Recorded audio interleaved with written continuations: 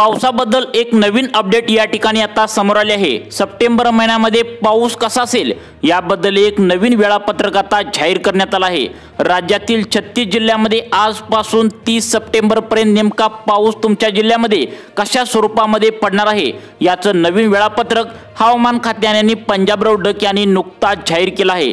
त्यामुळे तुमची पिके जर या सप्टेंबर महिन्यामध्ये काढण्याचा जर शेतकरी मित्रांनो विचार करत असाल तर तुम्हाला हे पावसाचं वेळापत्रक समजून घेणं आता महत्त्वाचं आहे। विशेषतः शेतकऱ्यांसाठी हा व्हिडिओ अत्यंत महत्त्वाचा असणार आहे, कारण याच महिन्यामध्ये सोयाबीन अशा प्रकारच्या अनेक पिकांचे आता पीक काढणीला येणार आहे।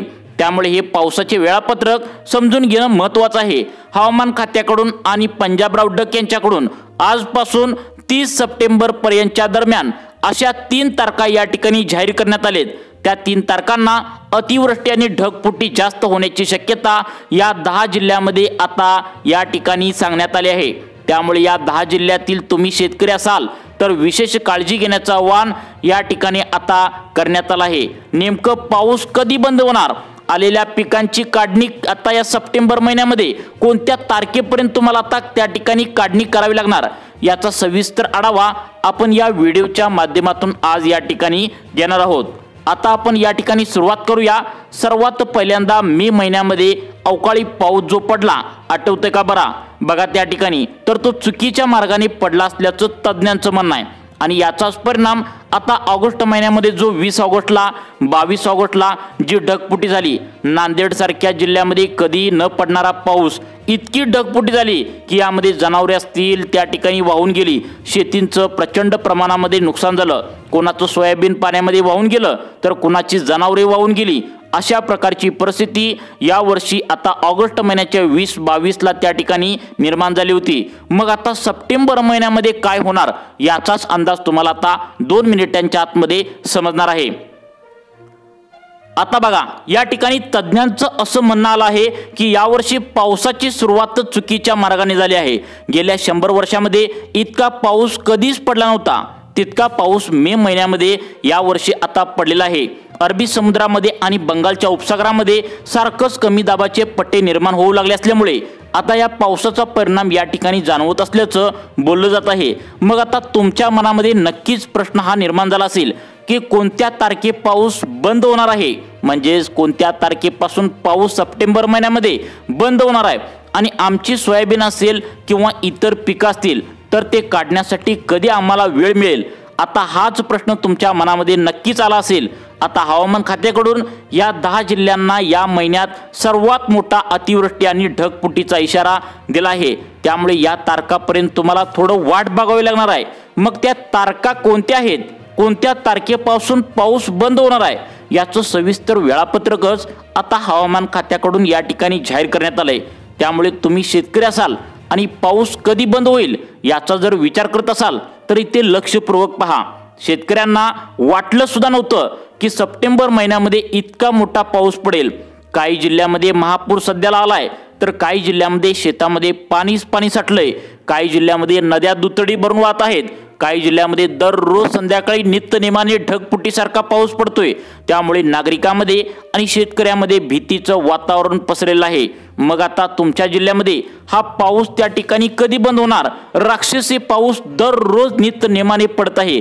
मग प्रत्येक शेतकऱ्याच्या मनामध्ये हा प्रश्न निर्माण होत आहे की मेघराजा कधी बंद होणार आहे? तर याचीच तारीख आता या ठिकाणी जाहीर करण्यात आल्या। कोणत्या तारखेला पाऊस बंद होणार आहे, कोणत्या तारखेला त्या ठिकाणी ढगफुटी आणि अतिवृष्टी त्या ठिकाणी होण्याची शक्यता आहे, 3 तारखा या ठिकाणी आता जाहीर करण्यात आल्या आहेत। आता बघा पावसाचा अंदाज सप्टेंबर महिन्यामध्ये कशा स्वरूपाचा असणार आहे, प्रत्येक जिल्ह्यानुसार तुमच्या जिल्ह्यामध्ये कशा स्वरूपाचा पाऊस या सप्टेंबर महिन्यामध्ये पडणार आहे हे आता पाहूया। आणि व्हिडिओच्या शेवटी तुम्हाला 3 तारखा सांगणार आहे। त्या 3 तारखांना ढगफुटी आणि अतिवृष्टी होण्याचा भयंकर धोका या ठिकाणी आता वर्तवला आहे। त्यामुळे विशेष शेतकऱ्यांनी काळजी करण्याचं या ठिकाणी हवामान खात्याकडून जाहीर करण्यात आले। पावसाची सुरुवातच चुकीची झाल्याने याचे परिणाम आता ऑगस्ट महिन्यामध्ये पण भोगावे लागले आणि या सप्टेंबर महिन्यामध्ये पण आता शेतकरी भोगू लागला असल्याचं या ठिकाणी लक्षात आले। सप्टेंबर महिन्यामध्ये खरं तर पाऊस पूर्णपणे संपत असतो। त्या ठिकाणी शेतकरी दरवर्षी वाट बघत असतात की त्या ठिकाणी पाऊस पडला पाहिजे, परंतु पाऊस त्या ठिकाणी सप्टेंबरमध्ये कमी पडत असतो, परत जात असतो।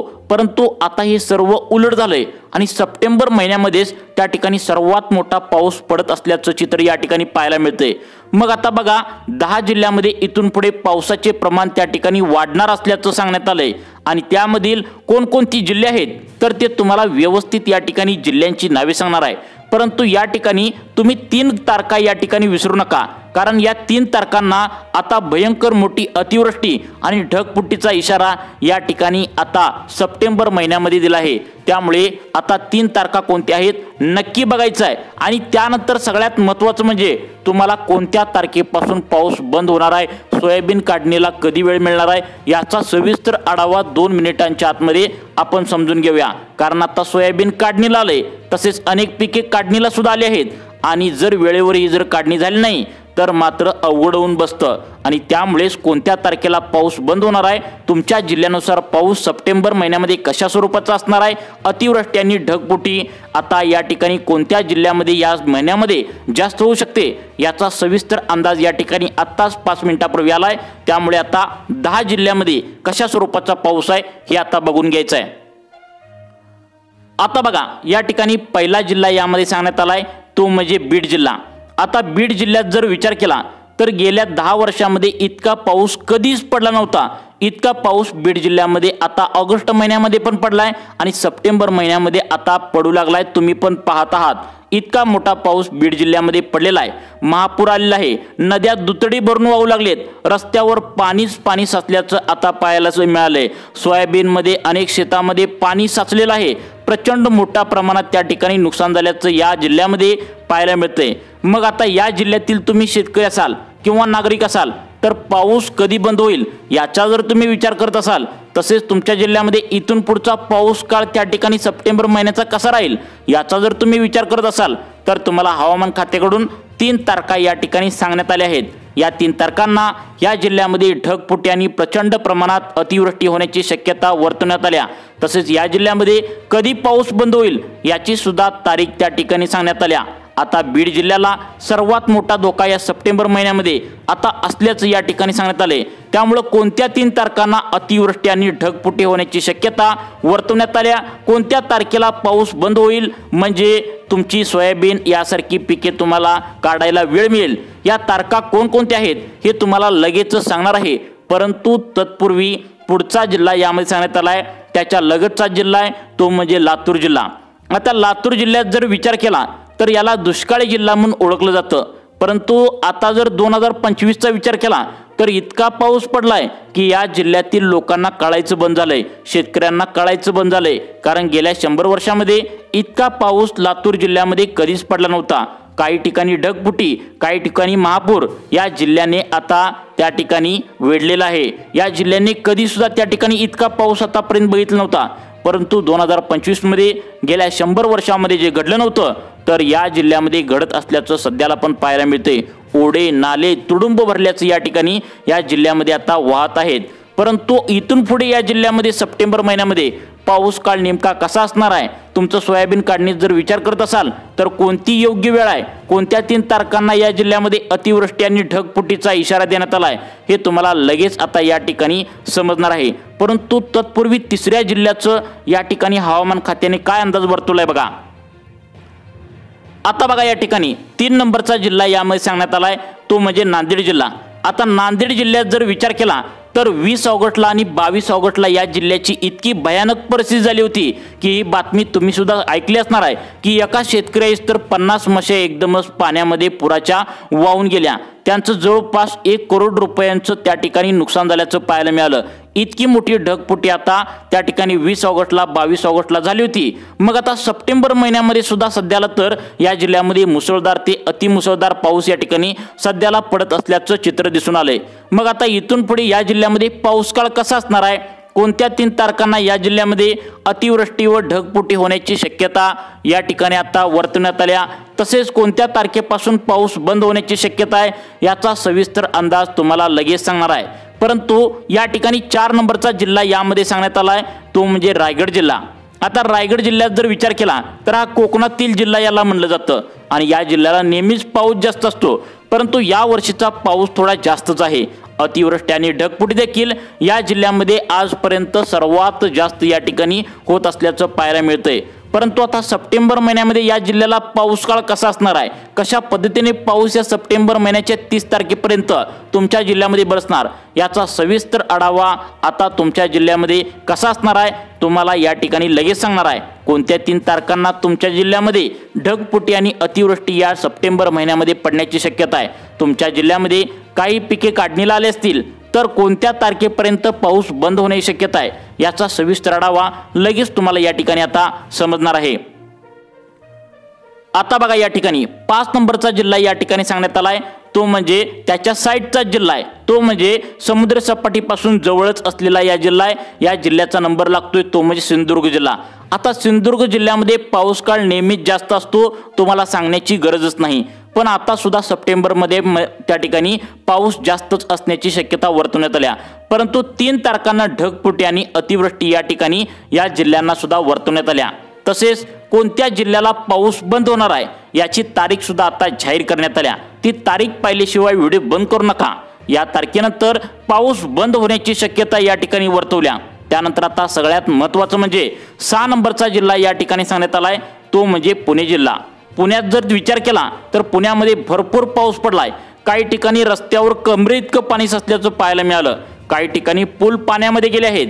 मग आता सर्व नागरिक व शेतकरी विचार करू लागले आहेत की आमच्या जिल्ह्यामध्ये पाऊस काळ कधी बंद होणार, कारण सर्व चक्र आता उलट फिरायला लागलंय। हे सप्टेंबर महिन्यामध्ये पाऊस बंद होण्याच्या मार्गावर दरवर्षी असतो, परंतु या वर्षी मात्र जर विचार केला तर सप्टेंबर महिन्यामध्ये सर्वात जास्त पाऊस या ठिकाणी पडत असल्याचं आपल्याला पाहायला मिळालं। शेतकऱ्यांचे सोयाबीन काढणीला आले, तसेच अनेक पिके या ठिकाणी काढणीला आलेत, परंतु पाऊस काही बंद होण्याचा त्या ठिकाणी नावच घेत नाही। मग आता हा पाऊस कधी बंद होईल याचा विचार सर्व शेतकरी करू लागलेत, त्यामुळे या तारखांना पाऊस बंद होईल अशी शक्यता वर्तवण्यात आल्या। या 3 तारखांना परत एकदा आता त्या ठिकाणी अतिवृष्टी आणि ढगफुटी होण्याची शक्यता वर्तवण्यात आल्या। मग कोणत्या त्या 3 तारखा आहेत त्या तुम्हाला लगेच समजणार आहे या ठिकाणी।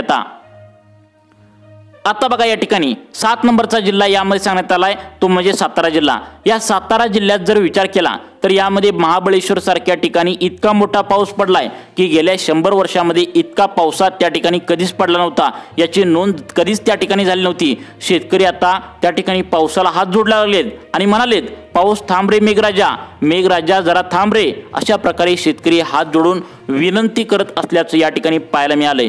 परंतु काय केल्याने पाऊस थांबायला तयारच नाही, त्यामुळे या जिल्ह्यामध्ये सुद्धा पाऊस काळ कशा स्वरूपाचा असणार आहे, कोणत्या 3 तारखांना ढगफुटीची शक्यता आहे, अतिवृष्टी होण्याची शक्यता वर्तवल्या, कोणत्या तारखेला पाऊस बंद होण्याची शक्यता या जिल्ह्याला वर्तवण्यात आल्या लगेच तुम्ही पाहायचं आहे। पण तत्पूर्वी 8 नंबरचा जिल्हा सांगण्यात आलाय, तो म्हणजे कोल्हापूर।